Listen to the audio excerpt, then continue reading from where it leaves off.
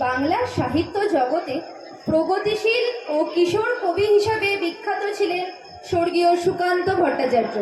মাত্র 21 বছর বয়সে তার প্রয়াণের পর প্রকাশিত এই গ্রন্থে স্থান পেয়েছিল একেবারে সমকালের টাটকা ও বাস্তবভিত্তিক ছড়া।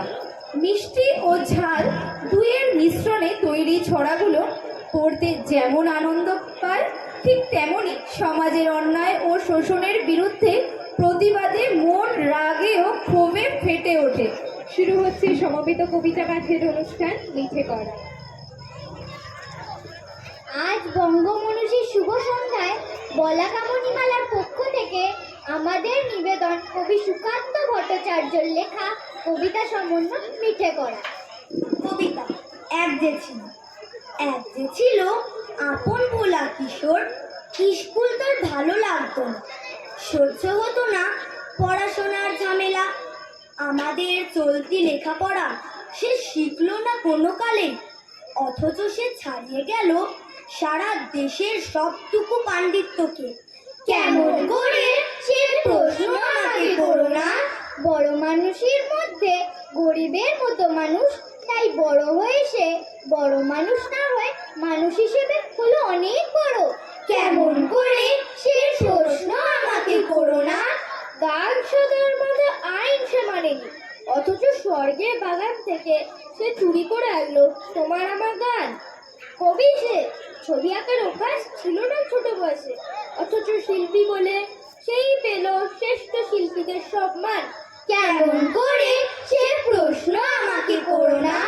মানুষ হলো না বলে যে ছিল দিদির আক্ষেপের বিষয়।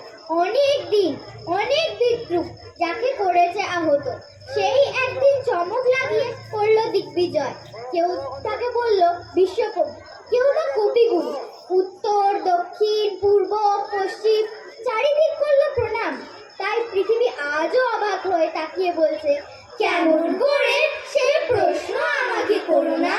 এ প্রশ্নের জবাব তোমাদের মতো আমিও খুঁজি। কবিতা। সিপাহী বিদ্রোহ। হঠাৎ দেশে উঠল আওয়াজ, হো হো হো হো হো হো হো। চমকে সবাই তাকিয়ে দেখে সিপাহী বিদ্রোহ।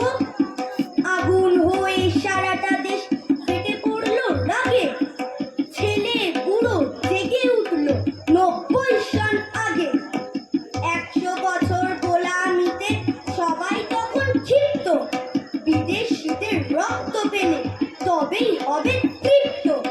নানা সাহেব, তাতিয়া টুপি, ঝাঁসির রানী লক্ষ্মী, সবার হাতে অস্ত্র, নাচে বনের পশু পক্ষী। ধনী জমিদার আর আগের রাজার ভক্ত, যোগ দিল তা নয় কো দিল গরিবেরাও রক্ত। সবাই জীবন তুচ্ছ করে মুসলমান ও হিন্দু, সবাই দিতে রাজি তাদের প্রতি রক্ত বিন্দু। ইতিহাসের পাতায় তোমরা পড়ো কেবল মিথ্যে, বিদেশিরা ভুল বোঝাতে চায় তোমাদের চিত্তে। অত্যাচারীর নয় কো তারা, অত্যাচারীর মুন্ডু, দিল ফেলতে ছিঁড়ে জালি অগ্নি কুণ্ডু।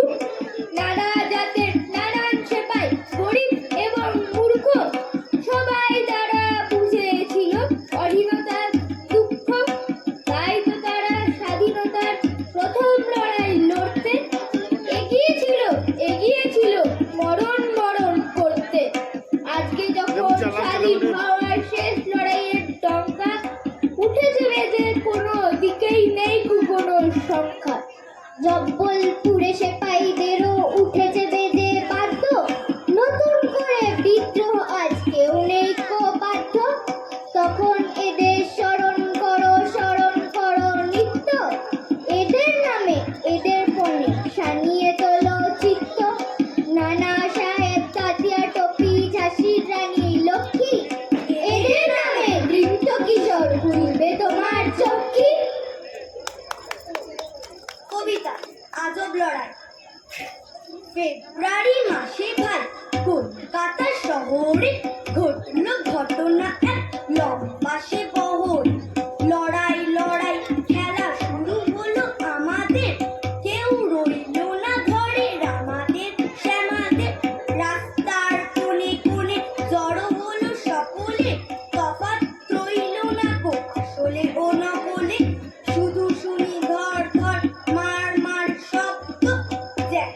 মিলিটারি যুদ্ধ এ মিলিটারি জব্দ বড়রা কাঁদুনি গ্যাসে কানে চোখ ছল ছল পাশে ঠিক কাঁদুনিরা বলে সব ঢাল জল ওই বুঝি ওরা সব সঙ্গীর কুচলো ভয় নেই যত হোক দেই নাট চুচলো ইটপাট কেল লেখি রাখে এরা তৈরি এইবার যাবে কোথা বাছাধন বৈরি ভাবো বুঝি ছোট ছেলে একেবারে বাচ্চা এদের হাতেই পাবে শিক্ষাটা আচ্ছা ঢিল খাও তারা খাও পেট ভরে খোলা খাও গালাগালি খাও আর খাও কান মোলা খাও জালে ঢাকা গাড়ি চড়ে বিরক্ত কি যে এর বুঝবে কে হরদম সামলায় নিজেদের বার্মা পালানো সব এরা বঙ্গে যুদ্ধ করছে ছোট ছেলেদের সঙ্গে ঢিলের ভয়েতে ওরা চালায় মেশিন গান বিশ্ব